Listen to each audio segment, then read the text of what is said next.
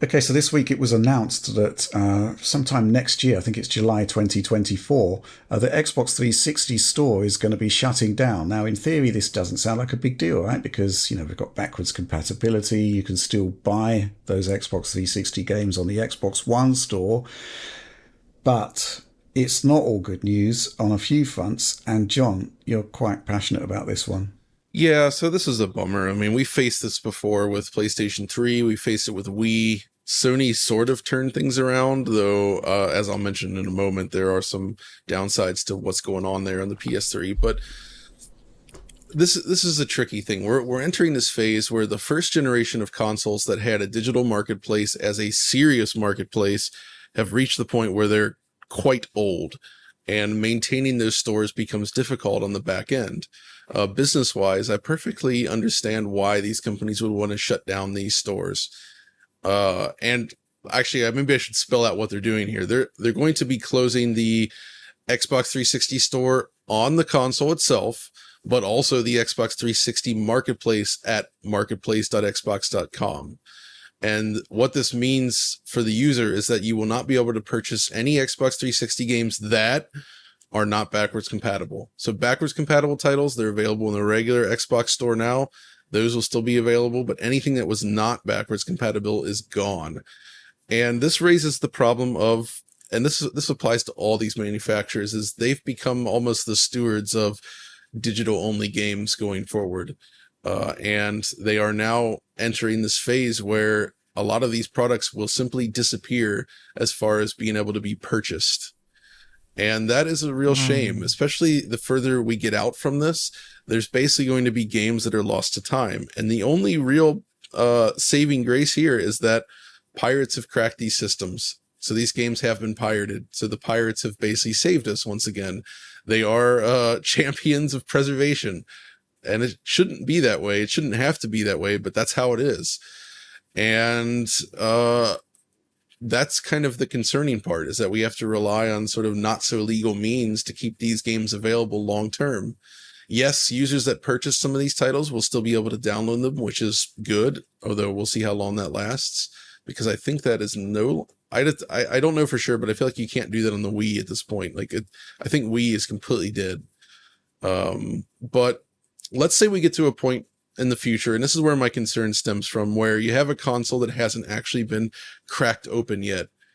And it might seem silly given that it's, you've got the Xbox marketplace now for Xbox One and Xbox Series and all that. But there could come a time when all of a sudden, many years in the future, let's say that Xbox One store disappears. Again, that may or may not happen. I don't know what to say about that. It's just theoretical, but that's a system that has not been cracked, right? The security has not been cracked on Xbox One as far as I know.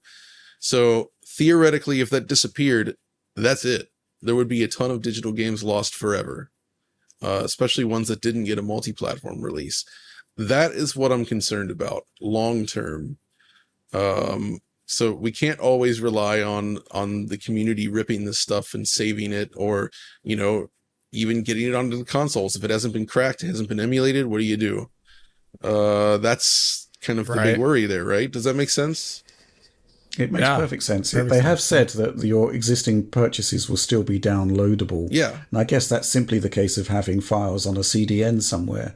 But I suspect it's the server maintenance and the front end maintenance that they are considering removing, and that means shuttering the whole thing.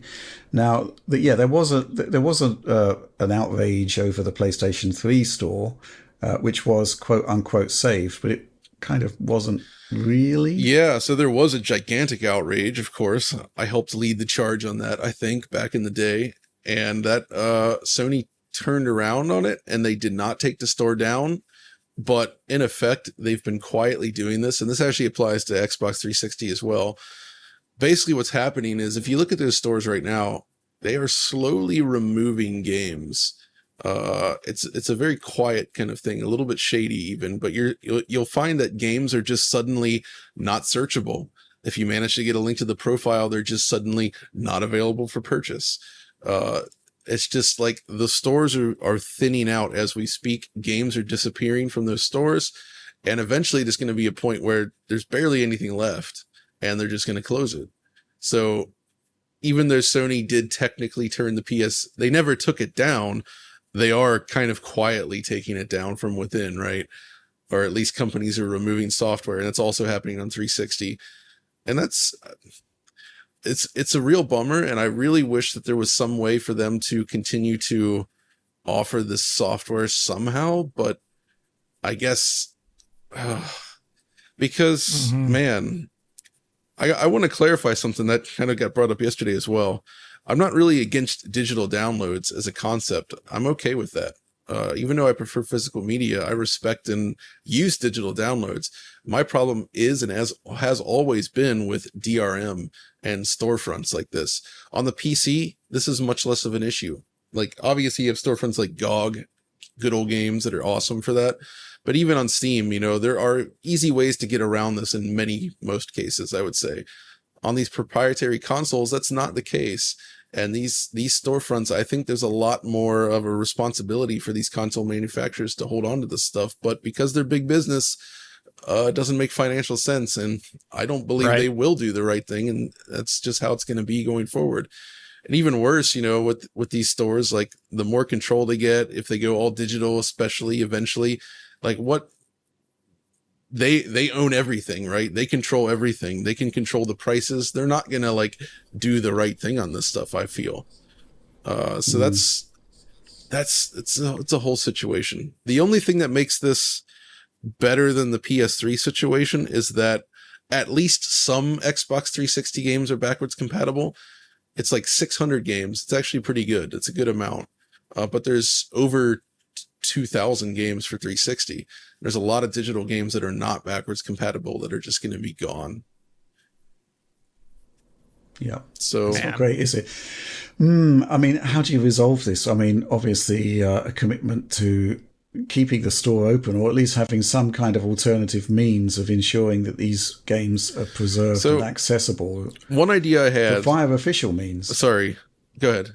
Yeah, via official means. I think that's the way forward. But what was your idea? That actually is the idea, and I don't know if they could do it. But so fundamentally, the issue with backwards compatibility on Xbox now, it works great technically, but they've gotten stuck with the licensing side of things, right? Where they can't repackage the game because they have to repackage it in a virtual machine as its own individual thing, and that violates licensing and re-releases with these companies. And if they can't get that done, if the music rights aren't done, they can't re-release it, right? What if there was some way to do a general virtual machine, where it's you load up an Xbox 360 environment on your Xbox Series consoles, and it's just like the Xbox, a retro throwback interface, and they don't do any additional repackaging of the games themselves. If they find a way to deliver the original games to that virtual Xbox 360 as just maybe make it the Xbox 360 service. You just go in there and you're maybe they could even have fun and let you choose, if you want to use the blades, you can do it. If you want to use the NXE, you can do it. If you want to use the last 360 experience, you can. It's this 360 thing that you go into, but then it lets them create this loophole of being able to have the games out there without actually repackaging them, allowing them to legally exist on that platform and continue to sell in perpetuity. Is this, are you suggesting backwards compatibility or some sort of just open platform? No, it's kind of backwards compatibility, but sidestepping the repackaging of the individual files, where you essentially deliver. I don't think you can get around it. What's that? Well, the executables are recompiled. No. That's what I'm saying. They are recompiled, but if they can create a virtual Xbox 360 environment on the Xbox Series where it's just using the original 360 files with no changes, no recompilation on that side, where it's done through a different means. I don't know if it's even possible, but something where they do not change the files at all. Legally, they should be able to do it. I know it'd be hard, but they are recompiling the executables into x86 from PowerPC code. So that's how it works. So it would be. But they recompile it on their end, and then they release it, right? And if it's something else where they're not actually touching the files, I don't know.